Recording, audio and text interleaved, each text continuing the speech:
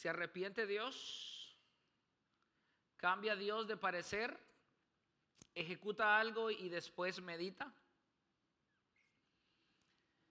Cuando vemos a lo largo de las Escrituras figuras como el ojo de Dios, alas de águila, la mano de Dios, se entristeció Dios, son términos teológicos que se les conoce como antropomorfismos. Antropopatismos y zoomorfismos. Les dije que hoy va a ser un poquito académico esto y después va a ser el sermón. Después viene el sermón. Y les voy a traer estos dos términos. Antropomorfismo deriva del griego clásico antropos, que es hombre, y morfe, que es forma. Un antropomorfismo es la atribución de características humanas a entidades no humanas. Antropopatismo deriva del griego antropos también, que significa humano, y patos, que significa sufrimiento. El antropopatismo es la atribución de emociones humanas a seres no humanos. No sé si me entienden. Ok, entonces, antropopatismo es una forma de expresión en la que los sentimientos o procesos de pensamiento de la humanidad finita se atribuyen al Dios infinito. Es la forma de comunicarse más noble de nuestro Dios eterno, infinito, a nosotros los humanos, que somos temporales y altamente finitos. Si Dios no se comunica a través de esos términos, no lo entendiéramos, hermanos. Por ejemplo, les voy a dar rápido unos pequeñas oraciones que el Señor Jesucristo mencionó en los evangelios para explicar también los zoomorfismos. Ya viene, que sabe usted que viene de animales, ¿verdad? Bueno, por eso que a lo largo de las Escrituras veremos terminologías que nos puede parecer un poco confusa. ¿Se acuerda? Y el Espíritu Santo descendió sobre Jesús como forma de paloma. ¿Qué dijo Jesús? Jerusalén, Jerusalén, ¿cuántas veces quise juntarte como la gallina junta a sus polluelos? Todos esos son zoomorfismos.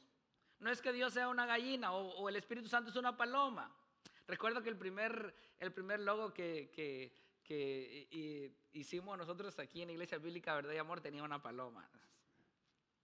Se puede, no pasa nada, se puede. Pero debemos de entender que el Espíritu Santo no es una paloma. Ya. Son zoomorfismos nada más. Entonces, el capítulo 65 de Isaías, verso 2 al 5, nos muestra claramente 3 antropomorfismos que nos demuestran esos términos. Y no es que Dios tenga eso, sino que es la forma de comunicarse para nosotros. Como dice Isaías 65, 2 al 5, extendí mis... Ok, ¿qué dice ahí? Mis manos, ¿verdad? Nosotros nos imaginamos al Dios allá en el cielo extendiendo sus manos, ¿verdad? Bueno, todo el día hacia un pueblo rebelde que anda por el camino que no es bueno, en pos de sus pensamientos. Es un pueblo que de continuo me provoca en mi propio rostro, ¿verdad? Bueno, Dios tiene rostro, dicen algunos. Bueno, sacrificando en huertos y quemando incienso sobre ladrillos, que se sienta entre sepulcros y pasa la noche en lugares secretos, que come carne de cerdo y en sus ollas caldo de carnes inmundas, que dice, quédate donde estás, no te acerques a mí porque soy más santo que tú. Estos son humo en mi nariz, fuego que arde. Ok, 3 antropomorfismos. Mis manos, mi propio rostro y mi nariz. Dios tiene manos, Dios tiene rostro, Dios tiene nariz. ¿Qué dice la Escritura? Juan 4:24. Dios es espíritu y los que le adoran deben adorar en espíritu y en verdad. Dios es espíritu. Pero también Colosenses 1:15 nos da otra más claridad. ¿Qué dice Colosenses 1:15? Él es la imagen del Dios. Entonces, si es invisible, tiene ojos, tiene manos, tiene pies, tiene boca. Sin embargo, Colosenses 1:15 está hablando de la segunda persona de la Trinidad, que es Jesucristo. Por eso dice, Él, hablando de Jesucristo, es la imagen del Dios invisible. ¿Se acuerda cuando Jesucristo, a Jesús le preguntaron sus discípulos, muéstranos al Padre? ¿Y qué dijo Él? El que me ha visto a mí, ha visto al Padre. Así que Dios es invisible. Antropopatismo es la atribución de emociones, pensamientos, sentimientos humanos finitos al Dios infinitos. Así que estamos hablando de cosas invisibles. Los sentimientos sí son invisibles. Los pensamientos, las emociones, las intenciones, etcétera, no tienen forma. Aunque en su mayoría lo demostramos en nuestro rostro, ¿verdad? Por ejemplo, un ejemplo. Está alegre, dice, porque le vemos reírse y pasarla bien en la fiesta de cumpleaños del jefe. Sí, pero otro puede, ahí estamos viendo emociones, ¿verdad? Está alegre, está riéndose en la fiesta de cumpleaños del jefe. Pero otro, un amigo más cercano va a decir, no, él se está riendo para aparentar estar feliz y ganarse el favor del jefe y evitar ser despedido. Intenciones, ¿se da cuenta? Emociones, intenciones. Eso no se puede ver, es invisible. Así que es la razón por la que Dios usa esos términos para que nosotros podamos entenderlo de forma más clara. Los antropopatismos nos ayudan a entender de manera consistente lo que Dios quiso comunicar en su mensaje a los seres humanos. ¿No creen que eso es noble de parte de Dios? Imagínense que Dios hubiera enviado su palabra, no a manos humanas, no hubiera sido inspirada por hombres, sino que simplemente hubiera aparecido un libro ahí poderoso con letras que nadie ha podido ver nunca. ¿Y quién lo pudiera descifrar? Nadie. Entonces su mensaje estaría oculto, pero Dios es lindo. Él quiso comunicar su mensaje a nosotros los hombres finitos. Así que, ¿queda claro el concepto de antropomorfismo? ¿Sí? Ok. Así que, ¿qué dice Jonás 3:10 entonces? Regresemos. Cuando Dios vio sus acciones, que se habían arrepentido de su mal camino, entonces Dios se arrepintió del mal que había dicho que les haría y no lo hizo. Entonces, ¿se arrepintió es un antropomorfismo, antropopatismo o zoomorfismo? Antropopatismo, ¿verdad? Así que, porque el arrepentimiento es una emoción compleja que involucra evaluación, reflexión y un deseo de cambio. Eso es lo que significa arrepentimiento. Repito, es una emoción compleja que involucra evaluación, reflexión y un deseo de cambio. Y fue exactamente lo que sucedió en el verso 10 del capítulo 3 de Jonás. Hubo una evaluación. ¿Por qué? Vio sus acciones que se habían arrepentido de su mal camino. Dios evaluó, ¿verdad?, la actitud y las acciones de los ninivitas. Pero también hubo reflexión. ¿Por qué? Porque se arrepintió del mal que había dicho que les haría. Y también hubo un cambio. ¿Por qué? Porque ¿cómo culmina el verso 10? Simplemente no lo hizo, ¿verdad? No destruyó a Nínive. Recordemos que hemos sido nosotros los que hemos sido hechos a la imagen y semejanza de Dios, no al revés. Por ende, cuando nos arrepentimos de disciplinar a nuestros hijos, estamos reflejando el carácter de Dios.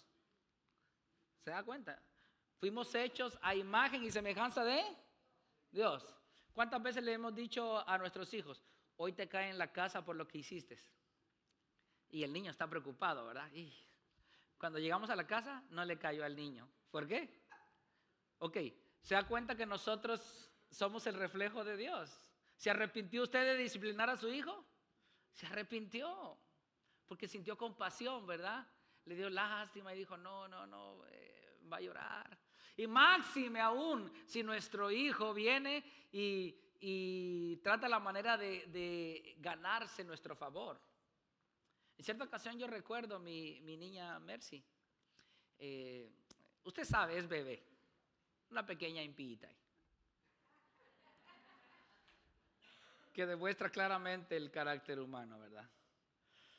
Todavía necesita crecer, instrucción.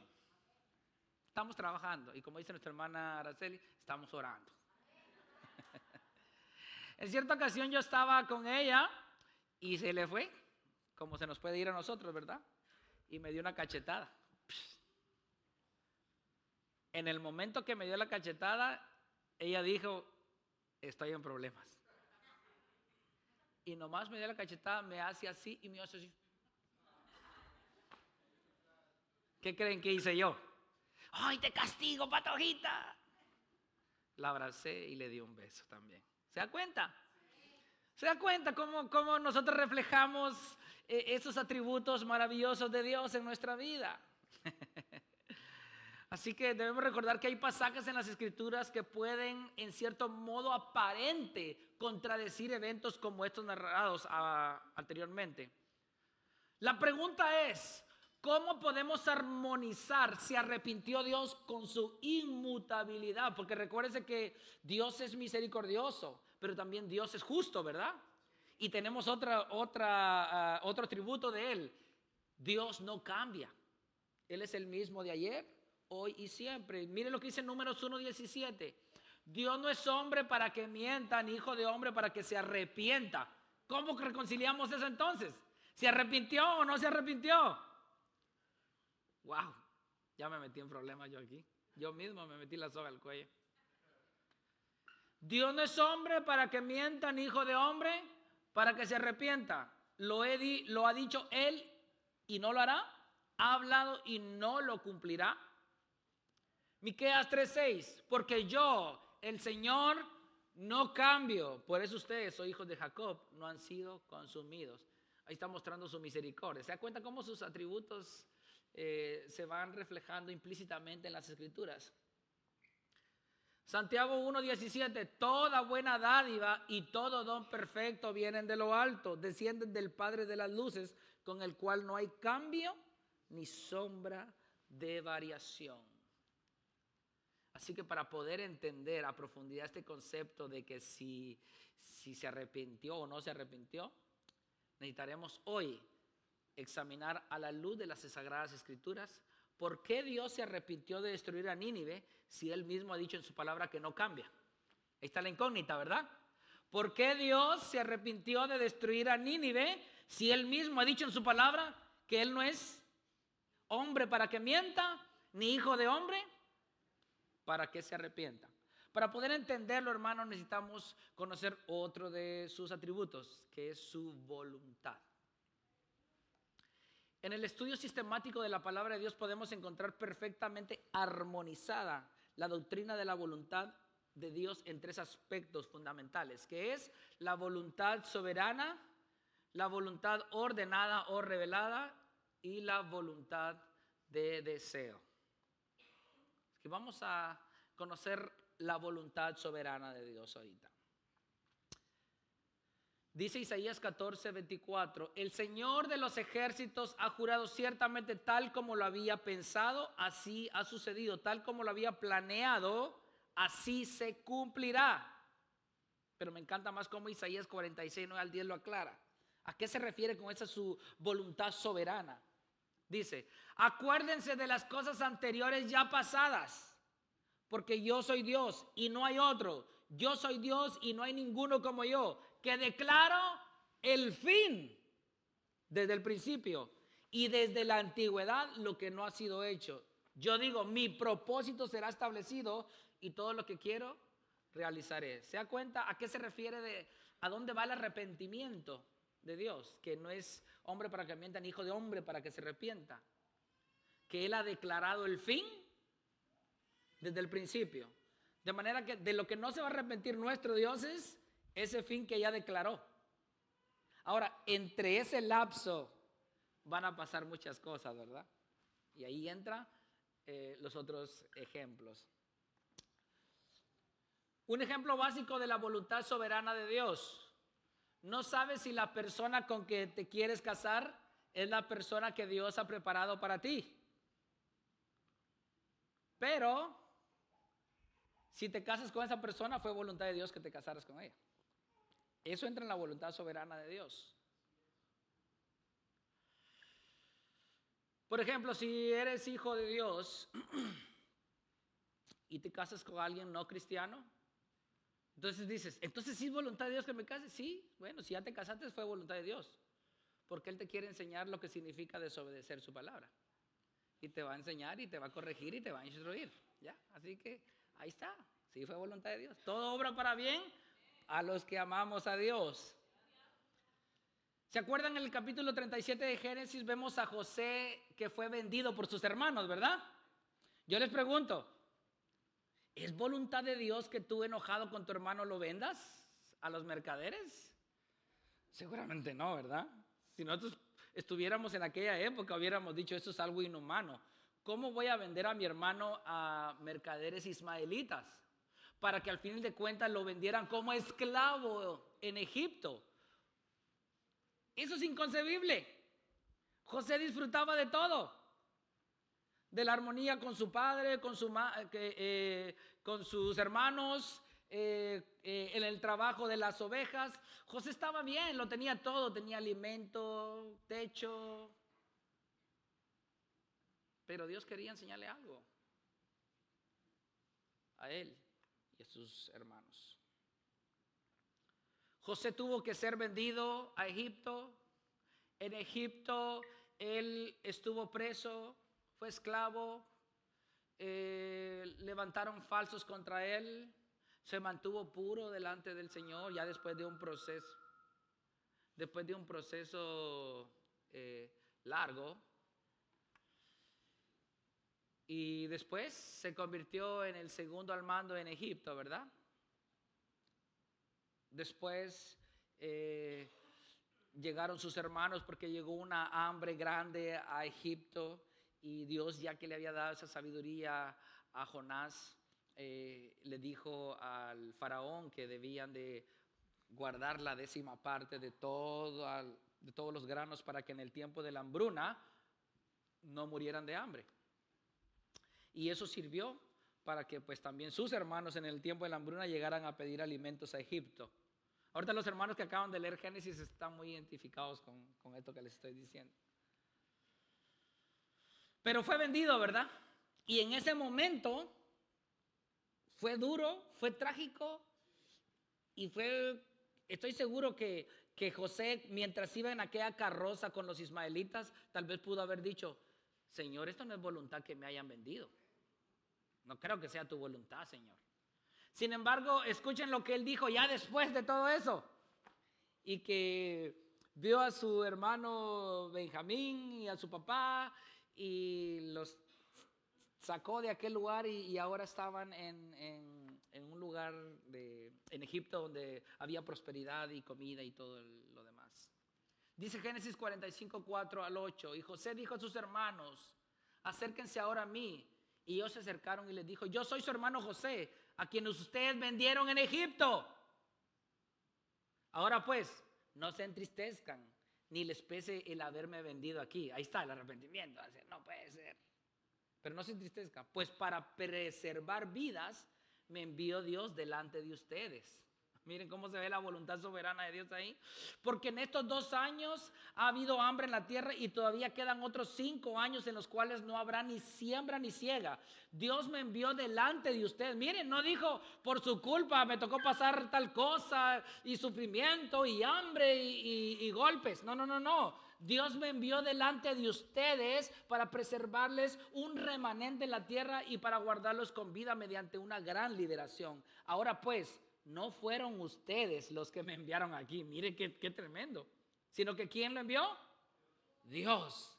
Él me ha puesto por padre de Faraón y señor de toda su casa y gobernador sobre toda la tierra de Egipto. El propósito soberano de Dios se cumplió perfectamente. Dios preservó a Jacob y a su descendencia, la cual es el propósito establecido por él desde la eternidad. Sin embargo, la desobediencia de los hermanos de José sirvió ¿para qué? Para tratar con ellos y demostrarles el inmenso error que habían cometido, sufriendo una serie de consecuencias poco agradables. No obstante, también trató con el orgullo y la altivez de José. ¿José?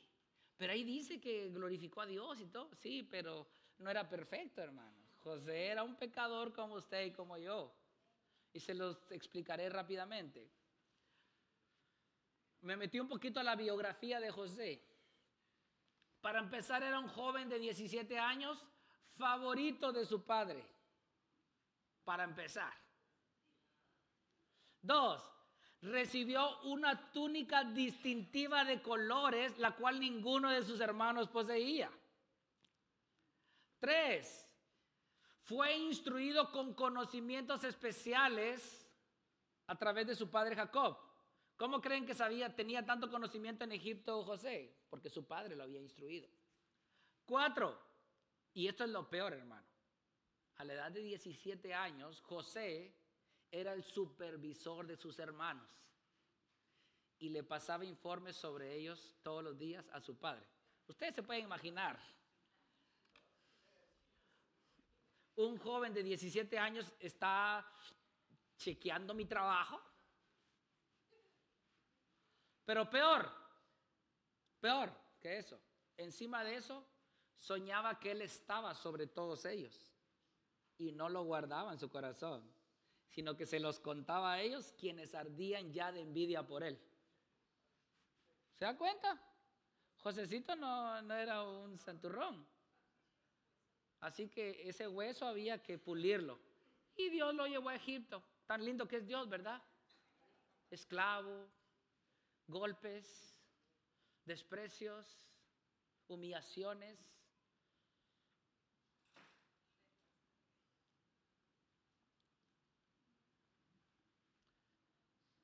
Dios dijo, bueno, Josecito, necesitas pasar por un proceso el cual transformará tu corazón para que aprendas a hacer justicia, amar la misericordia y para que me conozcas y andes en todos mis caminos y que mi propósito soberano se lleve a cabo. Esa es la voluntad soberana de Dios. ¿Se da cuenta? Pero también está la voluntad ordenada de Dios. Se le conoce como la voluntad ordenada o revelada.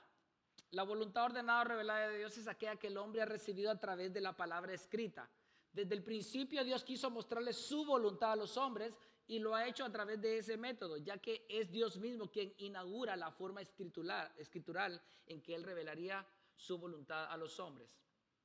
Pero ¿qué pasó antes de la ley? Los hombres se sometían a la voluntad de Dios a través de la transmisión del mensaje de los padres a los hijos. Porque ¿cómo sabía Abel que debía sacrificar un cordero y no verduras o legumbres? ¿Por qué sabía Abel? ¿O será que Adán tuvo acepción de persona? Adán le enseñó a Abel cuál era la voluntad de Dios y a Caín le dijo, ay, miras tú cómo sales. No, los dos sabían cuál era la voluntad. Se tiene que hacer un sacrificio a Dios de esta manera, esto y esto. Porque Dios mismo se lo enseñó a Adán cuando los vistió con pieles de cordero. Amén. Entonces, el mensaje de Dios se llevó a cabo a través de la transmisión oral. De Adán a Set, de Set a Enos, de Enos a Cainán, de Mahalael a Yared, de Yared a Enoc, de Enoc a Matusalén, de Matusalén a Lamec, de Lamec a Noé, de Noé a Sem, de Sem a Arfaxad, de Arfaxad a Caín, de Caín a Sala, de Sala a Eber, de Eber a Peleg, de Peleg a Reú, de Reú a Serug, de Serug a Nacor, de Nacor a Taré, de Taré a Abraham, de Abraham a Isaac. Y aquí necesitamos hacer un pequeño stop. Miren lo que dice Génesis 26, 4, 5. Multiplicaré tu descendencia como las estrellas del cielo, le dice el Señor a a Isaac. Y daré a tu descendencia todas estas tierras, en tus simientes serán bendecidas todas las naciones de la tierra. Porque ¿quién? Abraham me obedeció y guardó mi ordenanza, mis mandamientos, mis estatutos y mis leyes, sin estar escritas. Qué tremendo, hermanos. Transmisión oral. Pero ese método iba a tener que acabar porque obviamente al multiplicarse como la arena del mar, se puede imaginar el problema que se hubiera metido si eso hubiera continuado así. ¿Era necesario lo escrito? Ok, entonces después de Isaac, Jacob. Isaac se lo transmitió a Jacob. Jacob se lo transmitió a los 12 patriarcas. Los 12 patriarcas, de ahí salió Judá. De Judá a Farés. Y luego Farés a un hombre de la casa de Leví.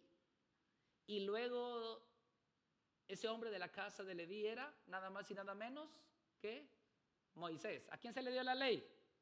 A Moisés. Y quiero darle un pequeño dato. La escritura comenzó alrededor del año 3000 antes de Cristo en Mesopotamia y Egipto. ¿Y de dónde salió Moisés? ¿Se da cuenta? Todo encaja perfectamente bien. Desde que Moisés instaura la voluntad revelada a través de la forma escritural impresas, Israel fue preservando la palabra de Dios a través de pergaminos y todos los métodos escriturales de aquella época. Y es que ese método el Señor lo escribió en piedras, nada más y nada menos que con su mano poderosa. Dice Éxodo 31:18, cuando el Señor terminó de hablar con Moisés sobre el monte Sinaí, le dio las 2 tablas de testimonio, tablas de piedra escritas por el dedo de Dios. Luego Éxodo 12 al 31 da inicio de manera progresiva a la ley mosaica para el pueblo de Israel.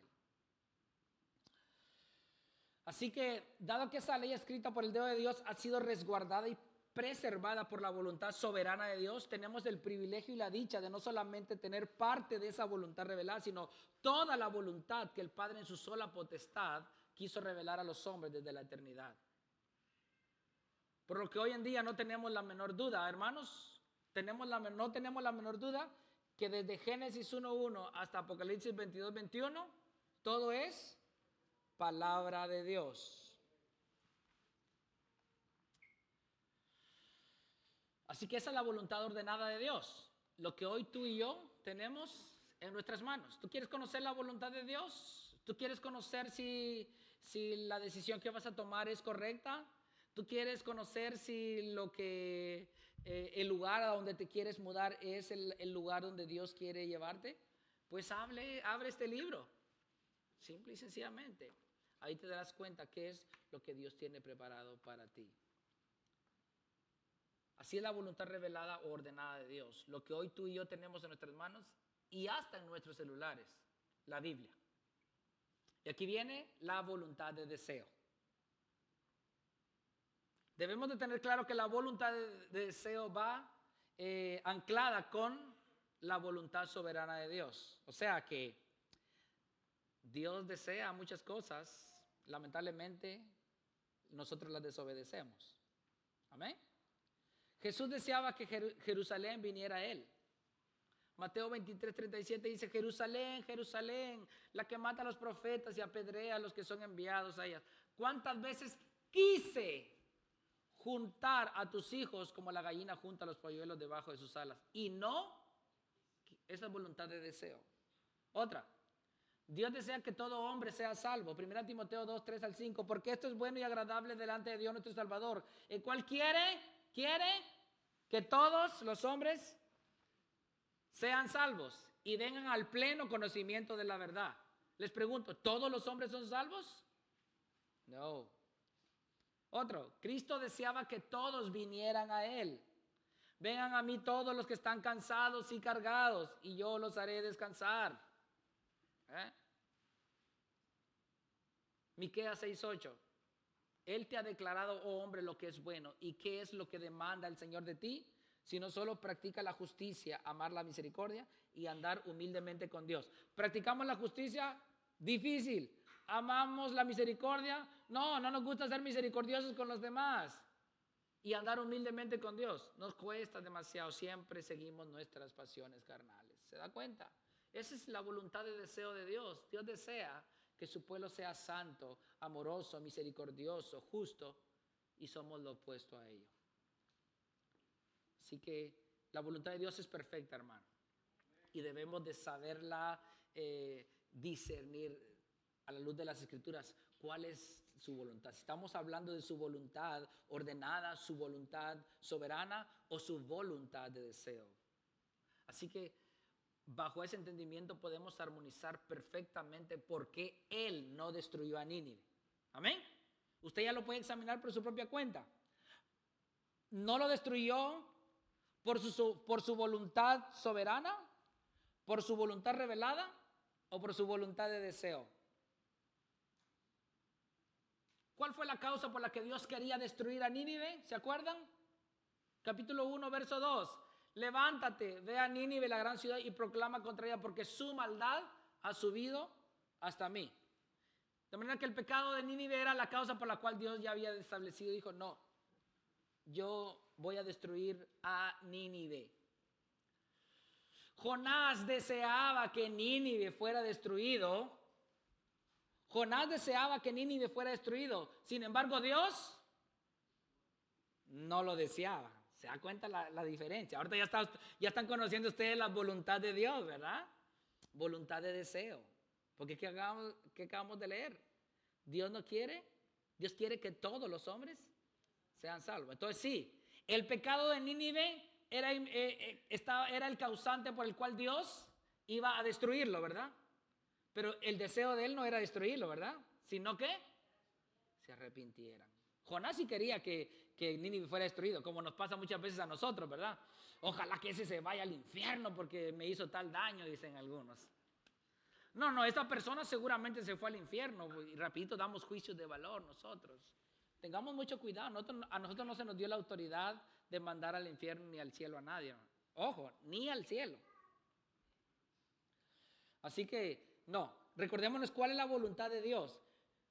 Jonás odiaba a los ninivitas grandemente, con todas sus fuerzas. Pero Dios le quería enseñar, sí, aunque lo odies, aunque sí, sé que ellos son malvados, asesinos, y a lo mejor van a matar a tus seres queridos, quiero que tú sepas que yo deseo no destruirlos. Pero su pecado, eso va a causar que ellos sean destruidos. ¿Se dan cuenta por qué Jonás no quería ir a Nínive a predicar? Porque él decía, si voy, estos van a arrepentirse y Dios ya no los va a destruir. Pero miren lo que dice Ezequiel 33:11. Diles, vivo yo, declara el Señor Dios, que no me complazco. ¿Se da cuenta? En la muerte, sino en que el impío se aparte de su camino y viva. ¿Se da cuenta? Dios no se complace de la muerte del impío, porque Él perfectamente sabe cuál será su fin. Él no se complace. Y nosotros no deberíamos complacernos tampoco, hermanos. Deberíamos de procurar a aquel que vemos que está viviendo impíamente, guiarlo a Cristo.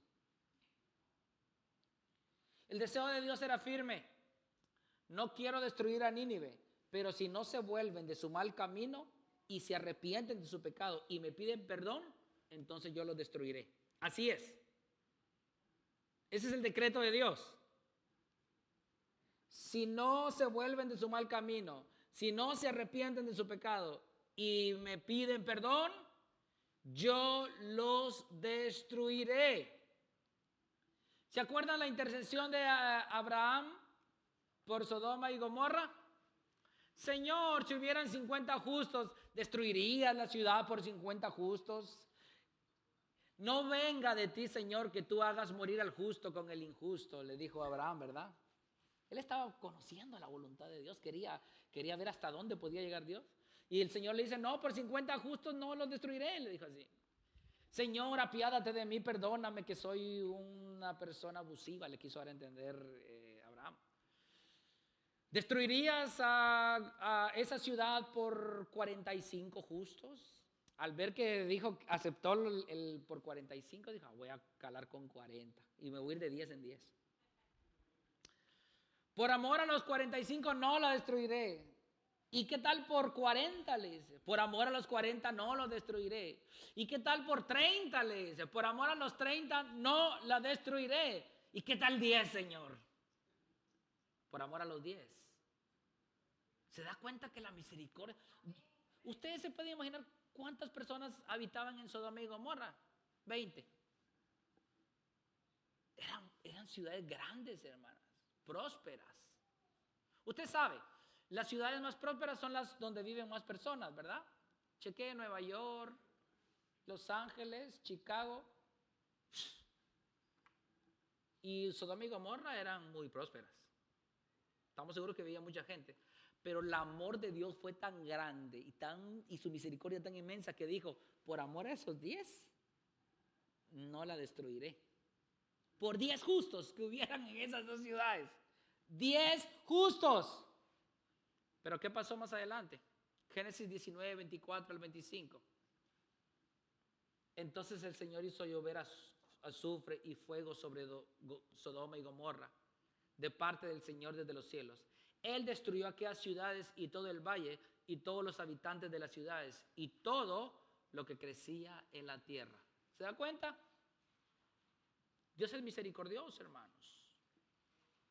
Pero si la gente no se arrepiente, ¿qué puede esperar? Al último, a lo mejor Dios me da chancecito allá en el cielo. No, Dios no es tan malo. Hay sectas que no creen en la doctrina del infierno. Y su argumento es muy flojo, demasiado flojo. Dicen, ¿cómo un Dios amoroso va a mandar al infierno por toda la eternidad a que se queme en el lago de fuego, etcétera, etcétera? Y yo les regreso a la misma pregunta. ¿Cómo un Dios justo, perfecto, va a tener a hombres que vivieron mediocremente aquí en la tierra y los va a tener como santos en la eternidad en el cielo? ¿Se da cuenta? No cabe, hermanos. Y por eso es que todo tiene que ver con Jesucristo. No tiene que ver con tus obras, si fueron malas o buenas. Si tu confianza estuvo puesta en Jesucristo, tus pecados han sido lavados por la sangre del Cordero. Si tu confianza no estuvo en Jesucristo, aunque haya sido la persona más moralista aquí en la tierra, fiel en el matrimonio, nunca robó, casi nunca mentía, honesto, íntegro, misericordioso, ¿qué más? Deme más cualidades. Nunca le robó al gobierno, respetó las leyes terrenales, nunca un ticket de velocidad en su récord. Fue la persona más moral del mundo. Y cuando se presente ante el justo juez y vea que su vestidura no está manchada por la sangre del Cordero, le dirá, apártate de mí, no te conozco. ¿Se da cuenta? ¿Es injusto Dios? Es muy misericordioso. Te está dando la opción que gratuitamente tú pongas tu confianza en su Hijo. ¿Qué más quieres? Yo les aseguro a ustedes, hermano, de que si ahorita estuvieran, se levantara una ley, vamos a quitarles todo su patrimonio a las personas que no sean los amigos del hijo de Donald Trump. ¿Qué haría usted? Usted empezaría a buscar las redes sociales del hijo de Donald Trump, trataría la manera de ganarse su favor, aunque sea por lo menos mandarle una invitación de Facebook para que esté en sus contactos de amigos, qué sé yo. Usted haría todo lo posible por ganarse el favor del hijo. Ok, Dios es lo mismo. Gánate el favor de mi hijo, ven a Él. Confía en Él, deposita tu confianza en Él, ríndete a Él, humíllate a Él, obedécelo a Él. Y tú tendrás acceso a la eternidad. ¿Es complicado? Así que les pregunto, ¿Dios deseaba destruir a Sodoma y Gomorra? No, ¿verdad? Los habitantes de aquel lugar demostraron que no querían arrepentirse y no tenían la más mínima intención de hacerlo. Y esa actitud les costó su propia destrucción. ¿Se da cuenta? Pregunta. ¿Dios deseaba destruir a Nínive? No. Sin embargo, ellos, a diferencia de Sodoma y Gomorra, sí se arrepintieron. Y cuando Dios vio sus acciones, que se habían arrepentido de su mal camino, entonces ya no lo destruyó. Es que él no puede negarse a su propia palabra, hermanos. Él no puede contradecirse a sí mismo. Según de Crónicas 7:14 dice, y se humilla mi pueblo sobre el cual es invocado mi nombre y oran, buscan mis rostros, se vuelven de sus malos caminos, entonces yo oiré desde los cielos, perdonaré sus pecados. Qué lindo es Dios, hermanos. La paga del pecado es muerte, ¿verdad? De manera que todos aquellos que hoy en día no han puesto su mirada y fe en el Señor, les espera una condenación eterna, la cual no solamente es 100% segura, sino que se apresura a llegar. Nosotros, porque somos finitos, pensamos que vivir 40 años más en la tierra falta mucho tiempo. O 60 años más. Faltan 60 años para que yo muera. Te digo algo, tus 60 años que te hacen falta de vivir aquí en la tierra no se comparan a la eternidad. Independientemente si vas a estar en el infierno o en el cielo. No se compara. 60 años va a ser un soplo. Y dije, y si vas a estar en el cielo, vas a decir, gracias Cristo por tener compasión de mí, misericordia de mí. Y ahora estoy aquí gozándome en la eternidad contigo y mis hermanos. Por siempre. Pero también, si estarás en el infierno, dirás, tuve 60 años de mi vida y lo desperdicié día tras día. Vas a lamentar las horas que tuviste para arrepentirte y no lo hiciste. Vas a lamentar los minutos que tuviste para arrepentirte y no lo hiciste. Y lamentarás los segundos que tuviste para arrepentirte y no lo hiciste. Y te darás cuenta que 60, 70, 80, 90, 100, 120 años aquí en la tierra fue un soplo. Porque cayendo ahí ya no hay salida. Dios es eterno. Este mundo ya tiene algunos miles de años. ¿Y el hombre cuánto puede llegar a vivir? Si la condenación es inminente para los hombres hoy en día, al igual como lo fue para Sodoma, Gomorra y Nínive, en ambas ciudades Dios, a causa del pecado, ya había predeterminado que las destruiría, ¿verdad? A causa de él. De manera que es el pecado el causante principal por el cual la destrucción de los hombres se apresura a llegar. Entonces, ¿se arrepiente Dios si Él es inmutable? Hermanos, su arrepentimiento no tiene que ver con mero sentimentalismo, sino en base a su propia naturaleza. El pecado merece castigo y lo merece pronto, pero el arrepentimiento del pecado es el elemento crucial para que ese castigo no se lleve a cabo, debido a que Él es altamente, inmensamente misericordioso. No menospreciemos la misericordia de Dios. No menospreciemos la misericordia de Dios, hermanos. El pecado de Nínive era el causante por el cual Dios ya iba. Porque ¿cuánto le dijo? ¿De aquí a cuántos días le dijo Jonás a Nínive? 40 días. De aquí a 40 días Nínive será destruido. Si nosotros no nos hemos arrepentido de nuestro mal camino y estamos perseverando en él, va a pasar como Sodoma, que fue destruido. Pero si nos arrepentimos de nuestro mal camino, entonces pasará lo que pasó con Nínive. Quiero arrepentirme, pero no sé si Dios ha aceptado mi arrepentimiento. ¿Puede decir alguno hoy? Y quiero recordarte una verdad muy trascendental. Romanos 6:23 dice, porque la paga del pecado es muerte. Pero, ahí está el pero. Dios no es injusto, hermano. Dios no te dice, vas al infierno y ahí mira cómo sales. No. Dios dice, pero la dádiva, el regalo, el don de Dios es vida eterna en Cristo Jesús, Señor nuestro. Arrepiéntete de tu mal camino. Pídele perdón a Dios por tus pecados. Regresa a Él y pon tu confianza en esa dádiva de Dios que es Cristo Jesús.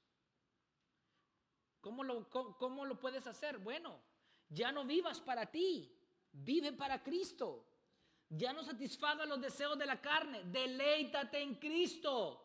Ya no sigas la corriente de este mundo. Sigue el único camino que es Cristo a través de su palabra. Ya no seas esclavo de Satanás, que él sí anhela realmente que tú seas destruido. Conviértete en un esclavo de Cristo, porque ser un esclavo de Cristo es ser verdaderamente libre, hermanos. Dice Hebreos 9:27 que está decretado, ojo, decretado para todos los hombres que mueran una sola vez. Aquí no se trata de hinduismo, no hay karma, que depende cómo tú te portes aquí en la tierra, vas a ser reencarnado en un animal, en una mosca, en un, qué sé yo, una vaca o en otra persona. No, no existe cosa como tal, locura como tal. Está decretado para todos los hombres que respiran y tienen sangre corriendo por sus venas, que vivan una sola vez y después de esto el juicio. Es necesario morir. No hay reencarnación. Y 2 Pedro 3:9 dice, el Señor no tarda en cumplir su promesa, según algunos la entienden, por tardanza. Domingo tras domingo se predica aquí del arrepentimiento y que pongas tu confianza en Cristo. Y como ya pasó una semana, dices, a la otra. Pasa la otra semana y dices, a la otra. Pasa esta otra semana y dices, a la otra. Va a llegar un momento donde a la otra ya no va a existir. Hoy es el día. Hoy es el día. No hay otro. A nosotros no nos pertenece el otro año, no nos pertenece el otro mes, la otra semana, el día de mañana. No nos pertenece una hora, bueno, ¿qué hora es ahorita? Bueno, una hora. No nos pertenece, las 2 de la tarde todavía son inciertas para nosotros. A lo mejor vamos a comer un camarón muy condimentado, va a tapar nuestras arterias, nos va a dar un paro cardíaco y bye bye. Chau, chau. Dice el Señor no se tarda en cumplir su promesa, según algunos la entienden por tardanza, sino que es paciente para con ustedes. Esto va para nosotros, hermanos. Es paciente para con ustedes, no queriendo que nadie perezca, sino que todos vengan al arrepentimiento. ¿Está claro, hermanos? ¿Tú quieres saber si te has arrepentido de verdad? Vuelve a leer Jonás 3:10. ¿Qué dijo? Cuando Dios vio sus acciones, que se habían arrepentido de su mal camino, entonces Dios se arrepintió del mal que había hecho que les haría y no lo hizo. Dios vio dos cosas, sus acciones y arrepentimiento del mal camino. Tú te debes arrepentir de tu vida pasada. Tú debes abandonar tu vida pasada. Porque tú no puedes decir, me he arrepentido de mi vida vieja, pero me gustaría echarme una vueltecita de vez en cuando allá. Eso no es arrepentimiento.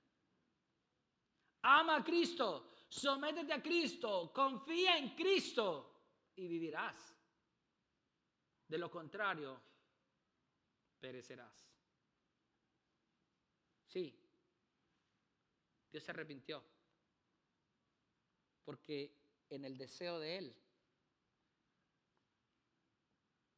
estaba, no quiero destruir a Nínive. Sí, por eso se arrepintió Dios. Y si Nínive no se hubiera arrepentido, le hubiera sucedido lo mismo que Sodoma y Gomorra. Hoy Dios te dice también a ti, arrepiéntete. Vive para mi hijo. Obedece a mi hijo. Sométete a mi hijo. Ama a mi hijo. Confía en mi hijo. Inclínate a mi hijo. Deposita toda tu vida en mi hijo. Y entonces tendrás vida eterna. De lo contrario, lo que ya está decretado para aquel que no se arrepiente de su pecado, le llegará tarde o temprano. Yo quisiera animarte, no sé, a lo mejor alguno de ustedes pudo ser confrontado con la palabra o a lo mejor se pudo ver identificado ahí donde tú estás. Y yo quiero que todos me acompañen a orar ahorita en este momento. Y tú, si la palabra te habló, allí donde estás, no necesitas levantar la mano, no necesitas levantar tu rostro, no necesitas venir aquí al frente, no.